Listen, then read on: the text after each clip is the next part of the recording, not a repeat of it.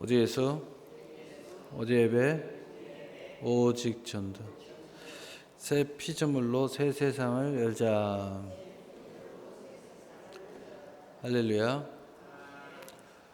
난국에 그리스도인은 본질로 성과 악이 충돌하고 있어요 라는 제목을 가지고 하나님의 말씀을 증거하도록 하겠습니다. 난국은 이 국가의 재난을 이야기하는 것입니다. 그런데 국가의 재난은 곧 우리의 일이기도 합니다. 왜냐하면 우리는 그의 지체이기 때문에, 영적으로 우리는 그리스도의 지체지만 보여지는 육신은 대한민국 국민이기 때문에 나라의 난국은 우리의 난국이 될 수가 있습니다. 우리가 이 난국에 이 그리스도인들은 본질로 돌아와야 합니다. 그래서 본질로 돌아온다는 것은 우리는 언제나 회개하는 모습을 가지고 있어야 된다는 것입니다. 우리가 세계사의 유래에 보면은 나라의 난국은 먼저 어떤 난국이 찾아오느냐? 교회의 난국이 찾아옵니다. 교회의 난국은 그 다음에 먼저 어떤 것이 찾아오느냐? 바로 성도들과 주의 종들의 난국, 영적인 난국이 찾아온다는 거예요. 이런 것들이 먼저 무너지고 제일 마지막에 무너지는 것이 나라가 무너지는 겁니다. 그러면 다시 이것을 일으켜 세우기 위해서는 언제나 누구 탓, 또 누구 때문에가 아니라 바로 우리의 본질, 우리의 회개로부터 다시 이 나라의 모든 것을 회복시킬 수 있다는 것이죠. 그래서 이 난국의 그리스도인들은 본질로 회개하면 그 어떤 성과 악의 충돌 속에서도 보호와 기대와 성취가 창대하게 일어나게 될 것이라는 것입니다. 하늘과 땅인 하나님의 뜻이 이루어지기를 우리 모두는 기도를 합니다.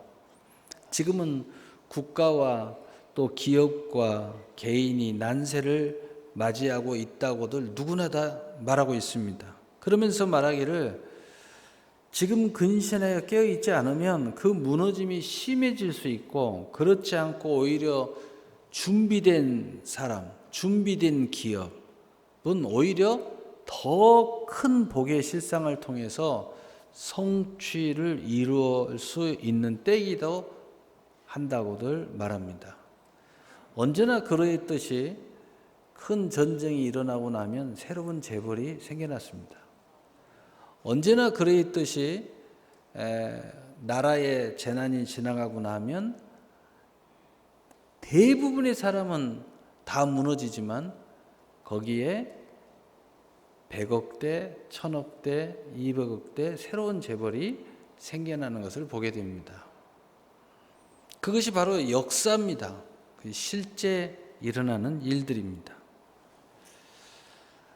우리 예수님은 언제나 본질을 말씀하십니다.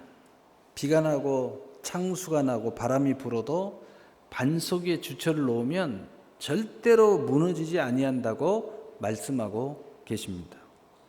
그리고 이 비유에 대해서 친절히 해석해 줍니다.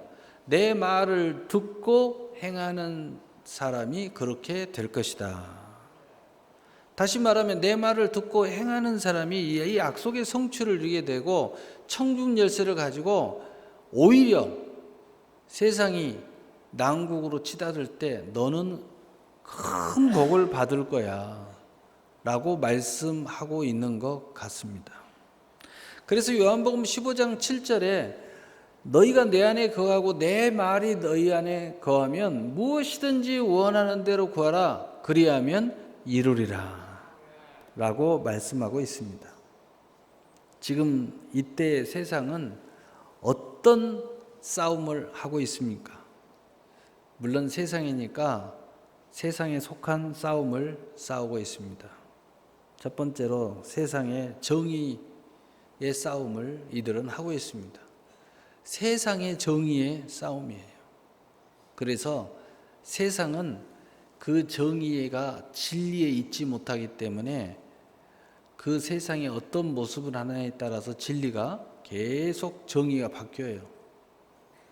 그래서 오늘의 죄인이 내일의 의인이 되기도 하고 의인이 죄인이 되기도 하는 것이 세상의 정의입니다.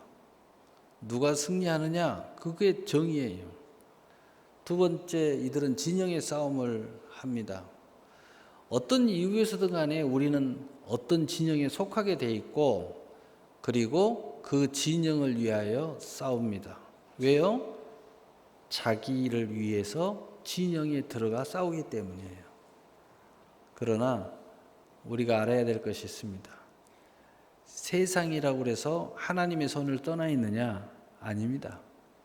결말은 아무리 세상의 기준으로 싸우든 세상에 승리가 있던 결말은 하나님의 심판이 언제나 존재한다는 것입니다. 그 모든 것들이 하나님의 심판에 의해서 결말을 맺은다는 사실을 아는 사람은 그다지 많지 않습니다.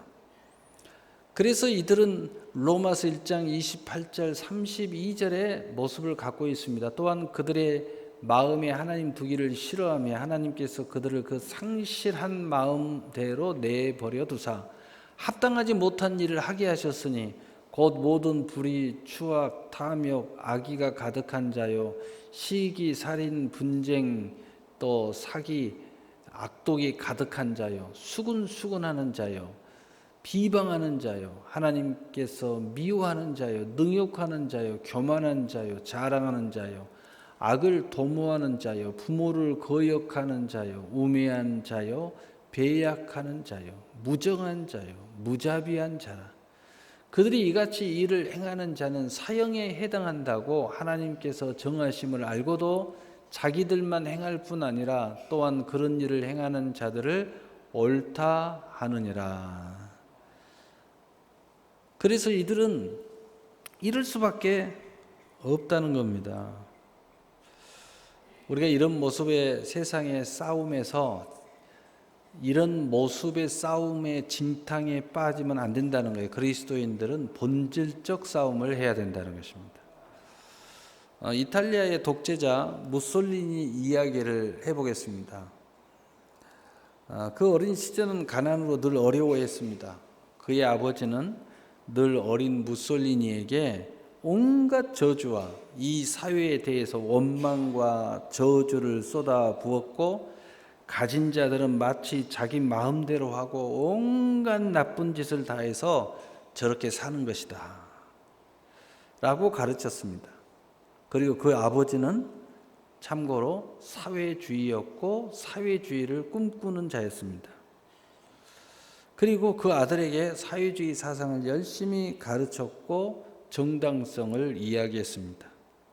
우리에게 기회는 오직 사회주의뿐이라고 이야기했습니다. 아버지의 꿈은 사회주의였습니다.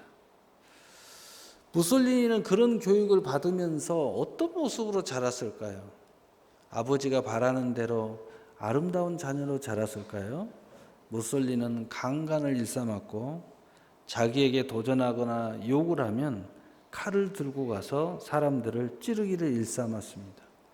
그러면서 언제나 자기를 그렇게 말했습니다. 자기는 정의의 사도라고. 나는 나의 하는 모든 일은 정당한 거라고.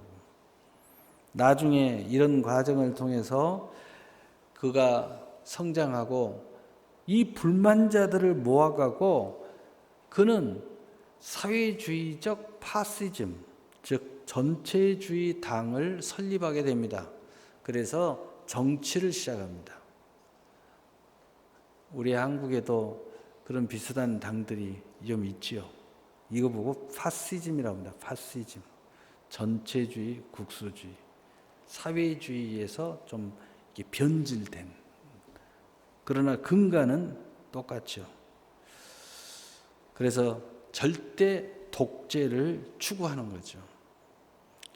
그래서 그는 결성해서 국회에 진출했습니다. 그런데 놀라운 사실은 당시 로마 교회 파우스 11세 교황 11세와 비밀 회담을 합니다. 그래가지고 교황 피우스 11세는 무솔리니를 하나님의 뜻을 이룰 사도라고 온 이탈리아에 선포를 하고 또 캐톨릭에 선포를 해서 칭송을 합니다. 결국 그 피우스 11세 교황의 힘을 입었는지 선거에 대승리를 거두었고 온갖 이상과 모략을 통해서 정권을 장악했습니다. 국민들은 그가 대통령이 되어서 온갖 독재와 온갖 부도덕과 이루 말할 수 없는 나쁜 짓을 하고도 적폐청산이라는 면목으로 포장을 하며 모든 사람들을 죽이기 시작했습니다. 국민들이 알아차린 때는 이미 늦었고 그는 어쩔 수 없는 절대 권력을 30여 년간 휘두르기 시작했습니다. 그가 30년 동안 통치 속에 죽어간 사람들이 100만 명이 그 손에 죽었습니다. 당시 히틀러와는 동맹관계였습니다. 결국 그는 1945년 4월 28일 제2차 세계대전에서의 자유민주주의 진영을 이끄는 미국을 더불어서 영국, 기타의 진영과의 싸움에서 패전한 후에 국민들의 의용군에게 체포되어서 길가에서 비참하게 총알 9발을 맞고 죽었으며 그의 시체는 길거리에서 여러 날 동안 버려진 가운데 백성들이 지나가면서 춤을 뱉고 돌을 던지고 그런 비참한 모습으로 이 세상을 떠나게 된 것입니다. 언제나 결국은 악은 무너지게 되었고 언제나 하나님의 심판이 있다는 것을 우리가 알 수 있습니다. 이때 이 종교인들은 어떤 싸움을 하고 있을까요? 혹시 우리가 이 싸움을 하고 있지 않는지 우리는 돌아봐야 합니다. 종교인들은 늘 예수님이 말했듯이 외식의 싸움을 하고 있습니다. 첫째로 겉과 속이 다른 싸움을 하고 있죠. 외식을 통해서 자기의 정의를 다툽니다. 그의 겉의 정의는 이용할 뿐이고 각자의 이권에 따라 정의를 포장하고 외식하던 거죠. 그래서 외식하는 서기관과 바리새인들아 라고 예수님께서 말씀했죠. 이들은 외식의 싸움, 겉과 속이 다른 싸움을 하고 있다는 것입니다. 두 번째로는 우리가 세상적으로 좀 빠르게 눈치 싸움을 하고 있습니다. 눈치 싸움의 백단들입니다. 종교인들은. 그래서 종교인들은 언제나 자기 교회도 없고 자기 신앙도 없어요. 이권에 따라 여리저리 유리방황하죠. 왜냐하면 눈치 싸움을 하니까. 눈치 싸움의 백단이에요. 누가 승리하는가? 이게 아주 그냥 눈치가 굉장히 빨라요. 그래서 정의도 없고 그리고 하나님의 공의도 이 사람들한테는 없습니다. 겉으로는 하나님의 공의로 포장을 하죠. 겉으로는 사회의 정의로 포장을 하죠. 우리나라에도 정의 뭔 단이라고 있더라고요. 그런 것으로 이게 포장을 하는 거예요. 포장을. 그래가지고 언제나 이런 그 진흙탕 싸움에 적극적으로 개입도 하고 이렇게 하는 모습을 보게 됩니다. 이들은 세 번째로 자기의 영광의 싸움을 하지 하나님의 영광의 싸움을 하지 않습니다. 종교적 영광을 추구합니다. 겉에서의 교회의 부흥을 추구하고 또 숫자를 추구하고 그리고 자기들의 영광을 추구해요. 그래서 이들은 언제나 자기 교회 자랑을 하고 엘리베이터가 몇 개냐 뭐 이런 거 이야기하고 또 뭐 어쩌니 저쩌니 하고 뭐 프로그램이 뭐 이렇게 많다 뭐 이런 이야기하고 그러죠. 종교적 영광을 추구한다는 거죠. 아주 결정적인 증거는 뭐냐? 이들의 잘못이 순교를 거부하는 싸움을 한다는 것입니다. 자기의 순교를 거부해요. 자기의 헌신을 거부합니다. 자기의 실패를 거부합니다. 세상에 결코 손해를 거부하는 싸움을 한다는 것입니다.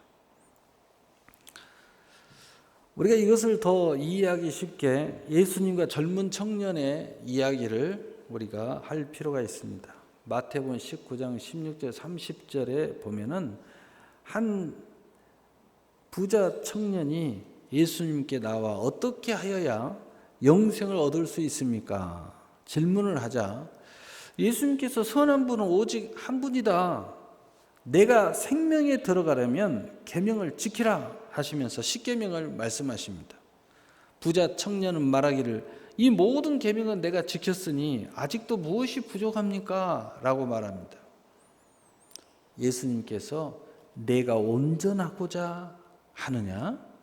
내 소유를 팔아 가난한 자들에게 주라. 그리하면 하늘에서 내 보화가 있으리라. 그리고 너는 나를 따르라. 이렇게 말씀하십니다. 그런데 청년이 재물이 많음으로 이 말씀을 듣고 근심하여 가니라 라고 성경은 말합니다. 예수님께서 그냥 떠나는 청년을 보시고 하시는 말씀이 그것에 모이는 제자들과 또 예수님께 말씀을 듣고 있는 무리에게 이렇게 말씀하십니다. 부자는 천국에 들어가기가 어려우니라. 낙타가 바늘기로 들어가는 것이 부자가 하나님 나라에 들어가는 것보다 쉬우니라. 제자들이 놀라서 깜짝 놀라서 그러면 우리가 어떻게 천국에 들어갈 수 있습니까? 그때 예수님이 이런 말씀을 하십니다. 사람은 할 수 없으나 하나님은 하실 수 있느니라 라고 말씀하십니다. 여기서 분명하게 이야기합니다. 예수님은 그리스도인의 모습을 이야기하고 있고 그리고 이 젊은 청년은 종교인의 모습 속에서 결국은 구원을 얻지 못하는 인생의 결말을 보여주고 있습니다. 믿음은 나의 보호장치와 나의 축복장치를 해제해야 합니다. 하나님께서 축복하셔야 된다고 고백해야 됩니다.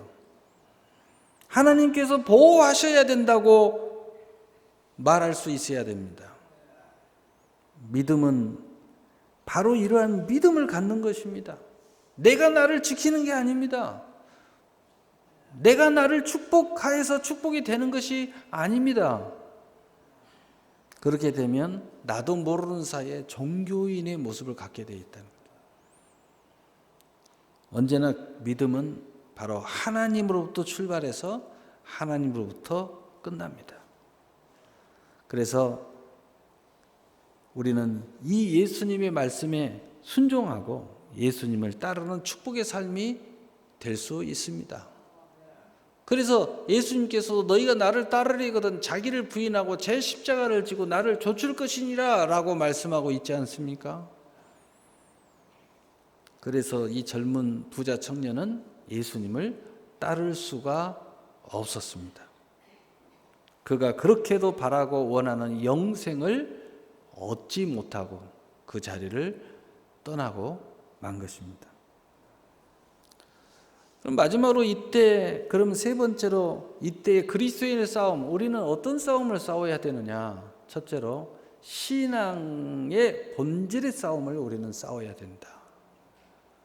우리는 항상 무슨 일이 있을 때마다 내 가정에 무슨 일이 있다든가 기업에 무슨 일이 있다든가 또는 나에게 신상에 무슨 일이 있다든가 하면 항상 우리는 본질로 돌아갑니다. 혹시 내가 하나님 앞에 뭐 잘못한 게 있나? 이게 바로 그리스도인이에요. 하나님이 나에게 뭐 원하는 것이 내가 불순종한 것이 있나? 이렇게 생각해 보는 것이 바로 그리스도인입니다. 왜 그렇습니까? 이 모든 문제의 모든 생사화복이 하나님께 달려있다는 것을 고백하고 있는 거예요. 그리고 나의 인생의 문제는 곧 나의 믿음의 문제라고 생각하고 있기 때문입니다. 이 사회의 문제라고 말하고 있지 않습니다. 아무리 사회가 어쩌고 저쩌고 해도 우리가 세상의 기록이 말하잖아요. 이 엄청난 재난 속에서도 부자가 나온다니까요.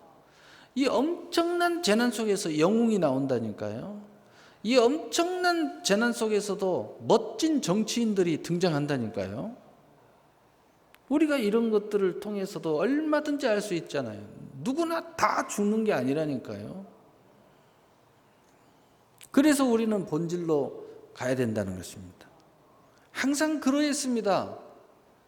가나안 땅에 들어가서 이 여호수아와 승리자들이 하나님 앞에 인정받는 사람들이 들어갔습니다. 그리고 길갈에서 하나님의 처음의 축복을 가지고 땅의 축복을 가지고 그곳에 쉬면서 힘을 비추고 그리고 여기가 좋사오니 하면서 유유자적했습니다. 그러나 하나님은 말씀하십니다. 이제 일어나서 이제 가나안 땅을 정복하라. 그리고 그들은 일어났습니다. 그런데 아이성에 가서 박살이 났습니다. 조그만 성에 가서. 그때 그들은 어떻게 했습니까? 우리가 무엇이 잘못됐는지 이렇게 따지거나 또는 아이성이 이렇게 강했어? 라고 말하지 않았습니다. 그들은 하나님 앞에 엎드려 기도했습니다. 왜 우리가 젖게 이렇게 됐냐고. 그랬을 때 하나님은 그들의 죄악을 이야기했고 그들은 하나님 앞에 죄악을 제거했습니다. 그리고 다시 가서 하나님의 방법대로 아이성을 가서 싸우니 정복의 역사가 일어난 것입니다. 그러나 언제나 그러했듯이 승리자가 아닌 실패자들은 늘 탓을 하죠. 탓. 정부 탓, 먼 탓. 여러분 가나안 요단 앞에 섰던 그 모세와 그 백성들은 12명의 정탐꾼을 갔다 와가지고 하나님의 약속을 보고 하나님의 권능을 보는 것이 아니라 거대한 장성한 성과 그리고 거대한 용사들만 보았습니다. 우리 다 죽었다고 그랬어요. 그러니 우리는 다 망했다. 언제부터 하나님 빼고 이야기했습니까? 언제부터 하나님의 역사를 빼버리고 이야기했습니까? 그러니까 그들은 광야에서 40년을 유리하게 된 것입니다. 우리는 본질의 싸움에 돼요. 본질의 싸움은 신앙의 양심을 세워야 된다는 것입니다. 여러분이 신앙의 양심이 죽어가고 있는가 살아있는가를 우리가 점검해야 돼요. 내가 신앙의 양심을 따라 지금 이 일을 하고 있는가? 신앙의 양심을 따라 내가 바로 쓰고 있는가? 라는 것을 생각해 봐야 한다. 두 번째로 오직 성경 오늘 예수님의 말씀대로 말씀을 따라 지금 내가 하고 있는가 하는 것을 봐야 돼요. 세 번째로는 오직 은혜로 살고 있는가? 나는 연약한데, 나는 어쩔 수 없이 악한 사람인데, 나는 게으른 사람인데, 나는 무능력한 사람인데, 나는 빽이 없는 사람인데 정말 은혜를 의지하고 원망하지 않고 나의 이런 모습을 탓하지 않고 오직 하나님을 의지하고 있는가? 그리고 오직 예수의 이름을 앞세우며 어떤 하나님께서 내 모습을 가지고 축복을 주든 어찌든 이게 모든 것이 예수의 이름이고 하나님께 영광을 돌리고 있는가? 이것을 우리는 생각하고 이 본질적 싸움에서 이겨야 된다는 겁니다. 내 안에 신앙의 양심이 이겨야 되고 내 안에 성경이 이겨야 되고 내 안에 은혜가 이겨야 되고 내 안에 그리스도가 승리해야 된다는 거죠. 두 번째로는 자신과의 싸움입니다. 남을 보지 않는다는 것입니다. 판단과 정죄는 거부한다는 거예요. 무슨 이야기입니까? 남을 보지 않을 수가 있나요? 남을 보지요. 세상에서 일하지 않을 수 있나요? 일하죠. 무슨 이야기예요? 이 싸움이 저 친구와의 싸움이지만 저 친구 뒤에 영이 있다는 거예요. 그 영적 전투라는 것을 알아야 된다는 거예요. 근데 그 영적 전투에서 승리하려면 내 자신과의 싸움에서 이겨야 영적 전투에서 승리한다는 거예요. 그래서 남과의 싸우고 남을 보고 있지만 나는 남보다도 내 자신을 먼저 본다는 거예요. 내가 바로 영으로 바로 서 있는가를 나를 먼저 쳐다본다는 거예요. 내가 이 싸움에서 준비되고 있는가를 먼저 본다는 거죠. 그리고 나서 적을 봐야 이 보여지는 것이 아니라 적 뒤에 있는 사단을 본다는 겁니다. 어둠을 본다는 거예요. 지금 저주를 가지고 나를 깨부시려고 하고 나를 지금 하나님의 축복에서 밀어내려고 하는 그 실체를 볼 수 있다는 거예요.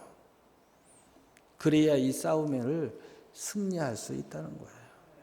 그리고 하나님은 나를 통하여 영광 드러내기를 원한다는 사실을 알아야 돼요. 나를 통하여 하나님이 영광을 드러내시기를 원한다는 거예요. 그래서 여러분이 하나님의 나라를 위하여 쓰임받는 사람이 돼야 된다는 거예요. 교회 와서 예배만 드리고 가면 안 된다는 겁니다. 각자의 봉사의 자리를 열심히 찾아서 주일이라도 좀 열심히 봉사하고, 또 더 여건이 되고 믿음이 되고 형편이 되는 사람은 평일에도 좀 열심히 봉사도 하고, 또 더 능력이 이제 교회를 넘쳐서 나는 교회가 막 내 교회에서 나는 하는 일이 너무 넘쳐. 이제 막 여력이 남아 돌아가. 내 교회 다 해도 남아 돌아가. 이런 사람은 사회에 빛이 되고 소금이 되고 때렸든지 못 얻든지 복음을 전하고 수많은 사람들에게 하나님의 뜻을 전하는 그 멋진 삶을 살아야 된다는 거예요. 하나님 그걸 원한다는 거죠. 그래서 예수님께서도 제자들에게 준비되면 너희는 세상에 가서 빛이 되고 소금이 되라 라고 말씀하고 있어요. 그래서 예수님이 비유로 이야기하고 있잖아요. 이 등불, 이 등은 마르게 두지 않고 등경 위에 둔다. 하나님은 너희들이 빛이 되고 대대로 소금이 되면 절대로 세상 밑에다 두지 않는다. 세상을 비추도록 높은 데다 등경 위에 너희를 올려놓는다. 하나님은 너희를 이렇게 존귀한 자로 세우기를 원한다는 것입니다.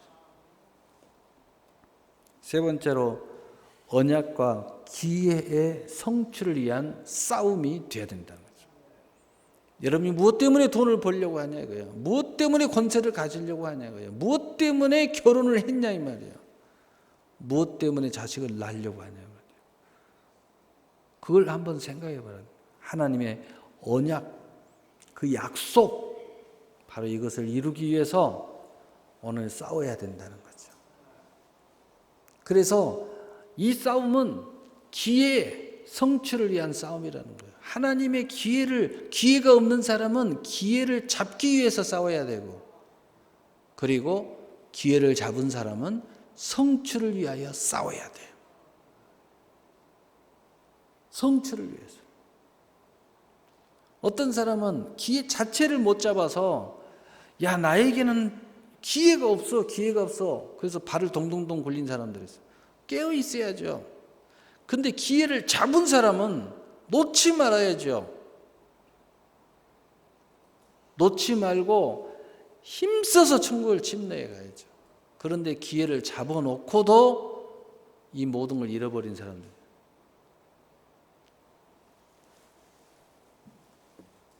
그래서 두 번째로는 불경기만 보지 마라. 불경기만 보면요 아무것도 할 수 없어요. 그래서 여러분들 뭐 하려고 하면은요, 야 요즘 세상에 뭘 하려고 그래? 아무것도 하지만 망하니까. 그래서 일반 사람들은 경기가 안 좋으면 그냥 자기도 안 좋은 거야. 그러면 결국은 어떻게 돼요? 기회가 없어요. 기회가. 남들이 불경기 때 진짜는 이때 기회가 더 많은 거예요. 여러분 요즘 자영업자들이 굉장히 폐업이 많지 않습니까? 뭐 어딜 가나 막 공실이 막 아주 뭐 굉장히 좋은 상가도 가면 다 비어 있어요. 근데 기회를 잡겠다고 하는 사람, 근데 자기는 기회가 없었어. 근데 지금 기회죠. 공짜 상가도 많고요. 1년간 세 내주겠다는 데도 있고요. 그리고 막 거저 나온 것도 있고요. 지금 하려고 마음먹으면요 기가 막혀. 근데 일 안 되는 사람들은요, 남들 다 잘 될 때, 남들 잘 나갈 때 그때 하려고 그러잖아요. 그러면 그때 또 기회를 잡으려고 못해요. 너무 비싸서 못해. 또 자리도 없어. 경쟁이 너무 심해. 근데 지금은 어때요? 경쟁이 없어요. 너도 나도 다 안 하니까. 있는 것도 다 없어져요. 그래서 생각을 조금 달리 이렇게 보면은요, 지금 불경기를 보지 말고 기회와 성취를 바라는 거예요. 그리고 적만 보지 마라. 적을 보지 말고 나와 언약하신 주님을 바라봐라. 나와 동행하신 하나님을 바라봐라. 나를 위해서 기도하고 있는 우리 중보자들을 봐라 이 말이에요. 되는 사람은 어려울수록 목사님 찾아옵니다. 힘들수록. 왜? 지금이 기회니까. 왜? 지금이 신앙을 회복할 때니까. 왜? 내가 지금 회개할 때니까. 근데 안 되는 사람은 어려울수록 멀리 가요. 어려울수록 눈치만 실실 밖으로 돌아요. 그러니까 그냥 같이 안 좋아지는 거예요. 그냥 이 사회가 똑같이 흘러가는 거예요. 그냥. 그러면서 한다는 말이 잘 나갈 때 가야지. 뭐라도 있어서 가야지. 목사님 만나면 뭐 식사라도 대접해. 그따위 소리 나면서 말이에요. 그러니까 안 되는 거야 그냥. 제가 부자를 위해서 왔어요. 우리 예수님 그랬잖아요. 수고하고 무거운 짐자들아 다 내게로 오라. 나는 죄인을 위해서 왔다 이 말이에요. 나는 병든 자를 위해서 왔다는 거예요. 정말 목사들을 열심히 찾아올 사람들이 영적으로 병든 자들이 더 많이 찾아와야 돼. 인생이 막 꼬그라지고 막 깨지고 이런 사람들이 찾아와야 맞는 거야. 근데 잘 나갈 때 찾아온다고요? 그럴 기회는 없을 거예요. 적을 보지 말라는 겁니다. 지금 나를 위해서 기도해 줄 사람이 누구냐 이거예요. 이 문제를 지금 함께 몸부림쳐 줄 사람이 누구냐 이거예요. 우리 주님을 바라보고 나와 동행하신 하나님을 바라봐야 돼요. 그저도도 믿음이 없으면 목사라도 좀 바라봐라 이거예요. 그저도도 믿음이 없으면 구역장이라도 좀 붙잡고 몸부림쳐 봐라 이 말이에요. 구역장이 내 생각처럼 나에게 그렇게 내가 지금 이렇게도 어려운데 관심이 없다. 그러면 나한테 이르세요. 문자라도 좀 하세요, 목사님. 그러면 내가 누구 탓을 하겠습니까? 뭐 구역장 탓을 하겠습니까? 바쁘셔서 그런가 봐요. 저하고 만나죠. 언제든지 오세요. 이렇게 이야기해요. 목사님 저 일하느라고 갈 시간이 없어요. 그러면 쉬는 시간은 언제예요? 제가 갈게요. 제가 그럴 사람이지.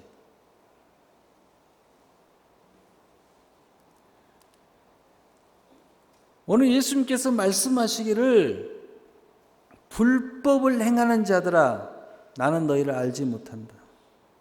주의 이름으로 선지자 노릇하고 주의 이름으로 능력을 행하고 주의 이름으로 귀신을 쫓아내고 바로 이 사람들에게 하는 이야기입니다.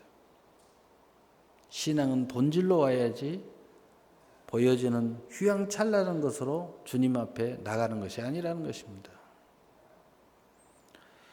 우리는 여호수아 갈렙의 고백에 대해서 오늘 말씀을 하고 그 다음에 마지막 결론에 예화 하나 하고 오늘 말씀을 마치려고 합니다. 여호수아 갈렙은 가나안 땅에 들어가기 전에도 믿음을 고백하는 사람이에요. 남들은 다 적만 보고 현실만 보고 원망하고 불평할 때 여호수아 갈렙은 항상 하나님을 봤어요. 자기와 동행하는 하나님의 권능을 봤어요. 그리고 승리를 바라봤어요. 그 결과 여호수아가 나아가 전쟁한 여호수아 갈렙이 나가서 전쟁한 전쟁은 전승했어요. 31번을 싸웠는데 31번을 다 이겼어요. 그 여호수아 갈렙이 이런 고백을 한 거예요. 민수기 14장 6절 10절에 그 땅을 정탐한 자 중 눈의 아들 여호수아와 여분의 아들 갈렙이 자기의 옷을 찢고 이스라엘의 자손의 온 회중에게 말하여 이르되 우리가 두루 다니며 정탐한 땅은 심히 아름다운 땅이라. 여호와께서 우리를 기뻐하시면 우리를 그 땅으로 인도하여 들이시고 그 땅을 우리에게 주시리라. 이는 과연 젖과 꿀이 흐르는 땅이니라. 다만 여호와를 거역하지 말라. 또 그 땅 백성을 두려워하지 말라. 그들은 우리의 먹이라. 그들의 보호자는 그들에게서 떠났고 여호와는 우리와 함께 하시느니라. 그들을 두려워하지 말라 하나 온 회중이 그들을 돌로 치려 하는데 그때 여호와의 영광이 회막에 이스라엘 모든 자손에게 나타나시니라. 아멘. 바로 이 고백이 우리의 고백이고 이 고백을 하는 사람들이 그리스도인들이에요. 지금 우리는 이 고백을 해야 된다는 것입니다. 오늘 한 예화를 하고 오늘 말씀을 마치려고 합니다. 헝가리계에 미국 유대인 에스터 노도라는 여인이 있어요. 헝가리계 미국 유대인 에스티 노더는 화장품 업계의 신데렐라 같은 존재입니다. 현재 세계 기업 화장품 순위 4위인 에스티 노더. 이 에스터 노더 이름을 따갖고 에스터 이런 그 화장품을 써본 사람이 있을 수도 있겠죠. 이 순수 화장품 기준으로 보면 에스터 노더가 업계 1위인 프랑스 로얄 그룹에 이어서 세계 2위입니다. 이 에스터 로더 그룹은 오리진스, 아바다, 아르미스, 바비, 브라운, 그리니크, 또 키튼, 또 라메르 등 30개의 브랜드를 거느리고 있습니다. 오직 화장품에 관한 브랜드예요. 우리나라를 비롯해 전 세계 120여 개국의 매장이 있습니다. 백화점에 가면 있어요. 이 에스터 노더는 제가 이런 이야기를 하려고 한 게 아니고 이 사람이 처음에 시작한 이야기를 하려고 하는 거예요. 이분은 평범한 가정주부였어요. 아무것도 안 하고 그냥 가정에서 살림하는 여인이었어요. 그리고 아들 하나 낳고 행복하게 살았습니다. 남편은 사업을 했죠. 그런데 갑자기 남편이 병으로 죽게 됩니다. 아들 하나 남겨주고 죽어버린 거예요. 그러니까 얼마나 인생에 있어서 큰 재난을 만난 거예요. 아무것도 할 줄 아는 게 없는데. 그런데 에스터 노더가 잘한 게 하나 있었어요. 그것은 교회 열심히 가는 거하고 예배 열심히 드리고 기도 열심히 하는 거예요. 그래서 이때 이런 상황을 만났을 때 자기 잘하는 거잖아요. 에스터 노더는 교회 가서 기도하기 시작했어요. 그런데 하나님이 감동을 줬어요. 네가 할 수 있는 게 뭐냐? 라는 감동. 그리고 기도하다가 생각해 보니까 자기 삼촌이 화장품을 수제로 만드는 사람이었어요. 그래서 삼촌한테 가서 가끔 화장품을 만드는데 도와줬어요. 알바했어요. 요즘 말하면 아르바이트 했어요. 근데 자기가 할 수 있는 거라면 그거 하나더래요. 그걸 배웠다는 거죠. 그리고 나서 그걸 하나님이 기도 중에 자기한테 준 어떤 이런 난국을 이 재난을 이길 수 있는 어떤 힘이라고 생각하고 삼촌을 찾아가서 화장품에 대한 재료를 준비하고 그리고 그것을 가지고 와서 집에서 수제 화장품을 열심히 만들었습니다. 그래서 그릇에다 담고 상표도 붙이고 그리고 가방에다 가득 담아가지고 수제 화장품은 좀 비쌌어요. 일반 화장품보다. 그래서 그놈을 등에 메고 가방을 메고 어디로 가냐 아무나 산 화장품이 아니어서 수제 화장품 당시에는 그랬던 것 같아요. 그래서 고급 미용실을 찾아다녔습니다. 비싼 미용실, 돈 있는 사람들이 오는데 거기를 가서 어떻게 했느냐 딱 가가지고 먼저 손님하고 똑같이 앉아가지고 대화를 하기 시작했습니다. 처음부터 화장품을 꺼내지 않고 대화를 하기 시작했어요. 그리고 굉장히 칭찬을 하고 굉장히 행복한 이야기를 해줬습니다. 그리고 나서 마음이 딱 열리고 이빨이 딱 보이기 시작할 때 화장품을 꺼내면서 한번 얼굴에 발라보실래요? 그러면 대부분의 사람들은 이미 마음이 열렸기 때문에 거절을 못하고 그래요. 그래가 한번 발랐대요. 근데 대부분의 사람이 바를 때마다 어머 화장품이 좋은데요? 하나에 얼마예요? 그렇게 해서 팔기 시작했다는 거예요. 그래서 이 에스터 노더가 이제 하는 일이라고는 어떻게 하면 더 많이 만들어가지고 어떻게 하면 더 많이 들고 어떻게 하면 많은 미용실을 찾아가느냐 이것이 자기의 목표였어요. 그런데 혼자 하니까 한계가 있잖아요. 근데 어느 날 어느 미용실에 찾아갔는데 그날도 변함없이 한 손님을 만나서 이게 하루고 발라주고 있는데 언뜻 여자가 여자로서 딱 보니까 너무 이 여자가 아름다운 블라우스를 입고 있는 거예요. 그래서 연희 때하고 똑같이 어머머 이 블라우스가 너무 아름다웠네요. 이 블라우스는 도대체 얼마나 하는 거예요? 그러니까 갑자기 그 좋았던 그 여자가 도끼 눈을 하면서 우리 소위 말하면 갑질한다 그러죠. 당신 집 뭔데 이게 얼마짜리냐고 물어보는 거야. 이거 당신 1년 동안 이 화장품 팔아도 못 사는 거야? 이러면서 모멸감을 막 주는 거야. 막 모멸감을 줬어요. 에스더 노드가 그때 충격을 받고 막 여자로서 어떻게 막 참을 수가 없어서 막 울면서 그 자리를 박차고 나와서 집에 가서 하루 종일 엉엉 울기 시작했어요. 너무너무 마음이 상하고 모멸스러워서 한참 울면서 하나님 앞에서 기도하다가 문득 마음이 굳게 먹어지는 게 있어요. 이때 다짐을 했대요. 하나님, 나는 다시는 돈 때문에 이 돈이 없어가지고 이 돈 때문에 나는 다시는 이런 상처받지 않겠습니다. 모멸감을 느끼지 않겠습니다.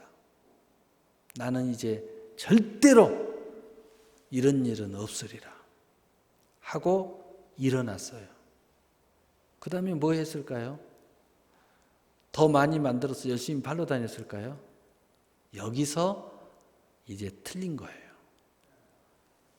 기도한 사람과 결단한 사람의 차이가 여기서 나는 거예요. 어디로 갔느냐? 일어나서 도서관을 간 거예요. 내가 지금 이 모습으로는 안 된다는 거죠. 도서관을 간 거예요. 도서관에 가서 무슨 책을 읽기 시작했느냐? 당시에 미국에서 성공하는 사람들의 전기를 읽기 시작한 거예요. 이 사람들이 도대체 어떻게 성공했는가? 어떻게 이 자리까지 왔는가? 책을 낱낱이 읽기 시작했어요. 그런데 읽다 보니까 공통점을 찾았다는 거예요. 어떤 점을 찾았느냐? 이 사람들이 하나같이 똑같은 점이 한 가지 있더라는 거예요. 그게 뭐냐? 이 사람들은 자기 마음에 비전과 꿈과 축복을 그림을 그리더라는 거예요.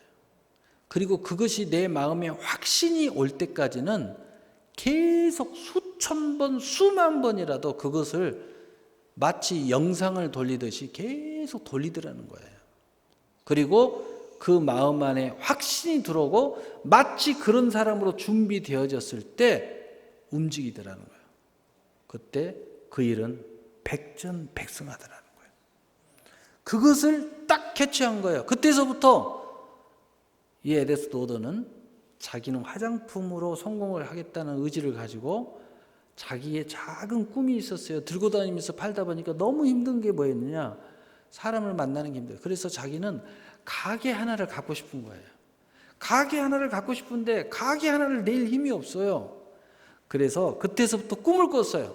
가게를 내가지고 치장하고 그리고 상품을 진열하고 화장품을 진열하고 거기에 손님들이 몰려들고 그 다음에 가게가 잘 되고 이것을 꿈을 꿨는데 몇 번, 수천 번을 그걸 그렸대요. 그런데 어느 순간에 계속 그리다 보니까 물론 기도하면서 그리다 보니까 마음 안에 확신이 딱 들어오더래요. 이제 됐다. 그때 자기의 모든 걸 털어서 작은 가게를 연 거예요. 근데 더 기적 같은 일은 자기가 꿈꾼 그대로 가게에 사람들이 몰려들더라는 거예요. 그리고 나서 다시 꿈을 꾸고 또 자기의 확신이 오면 두 번째 가게를 내고 세 번째 가게를 내고 그렇게 해서 가게가 계속 늘어나다가 오늘날 에스더 로더스라는 화장품 그룹이 세워지게 된 거예요. 얼마나 멋진 이야기입니까?